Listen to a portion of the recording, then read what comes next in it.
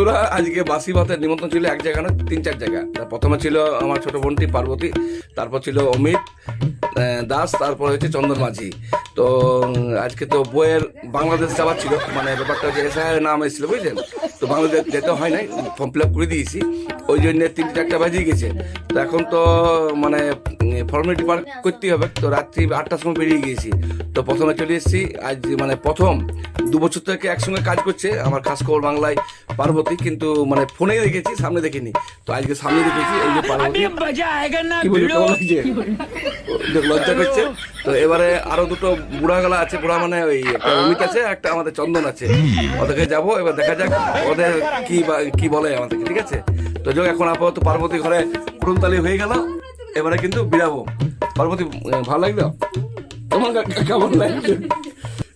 ঠিক আছে, এবারে বাকি কথা দেখি। এবারে পার্বতী ঘরে দেখা হয়ে গেল, দুর্মুট থেকে এবারে বেরিয়ে পড়লাম। এবারে যাব অমিতের ঘর, তারপর যাবো চন্দনের ঘর। এই দুর্মুট গ্রামে আছি, এই যে দুর্মুট গ্রাম, মেন যে মোড়, সে মেন মোড়। আর সঙ্গে আছে ওই যে ভাই পালাচ্ছে কেন, ভাই আছে। তো ভাই আমাকে ছাড়তে এলো, এই যে ভাইকে পেয়েছি, ঠিক আছে।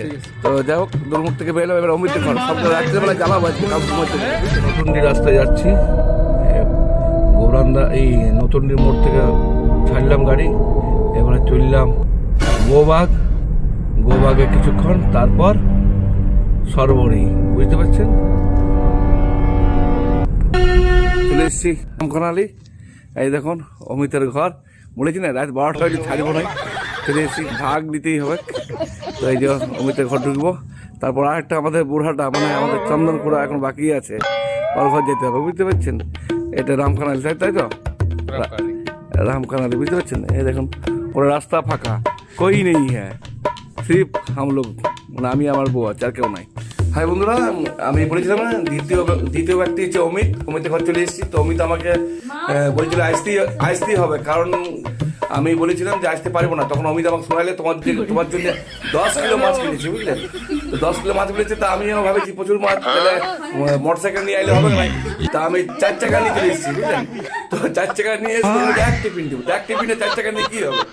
এই যে অমিত তখন বড় বড় কথা বলছে, 10 টাকার কি 10 কিলো মাছ নিয়েছি, এক টিফিন দেবো বলছে। তুমি আমাকে শুধু দিলাম তো, এক টিফিনে কি হবে, আরো দেবো, মানে বুঝতে পারছেন।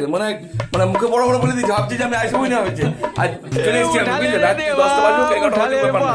এবারে চললাম বুড়াটার কাছে, মানে চন্দন মাছি, বুঝলেন। এবার দেখি ও বড় বড় বলেছিল যে বড় বড় বলি যে আমি আছি, সবাই আছে। তো যোগ আর বেশি লেট করবো না, সব রাত্রেবেলায় ঘুম ভাঙাচ্ছি আর আমরা করছি।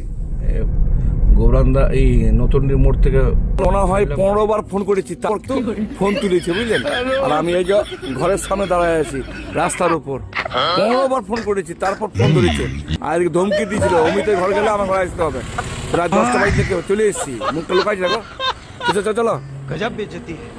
চলো চলো লোকাল চলো, আমি যাচ্ছি, বুঝেছেন।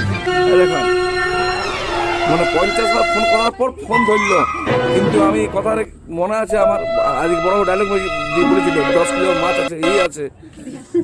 10:30 বেজে গেছে, বুঝলেন। নিতুরিয়া থেকে বেরিয়েছি আজ, বুঝলেন, খালি যাবো না। এই দেখো ওই যে অন্ধকারে পড়তে আছে, আর দেখো মাছ নিয়েছি, বুঝলি না খেতে পারলে কি হবে।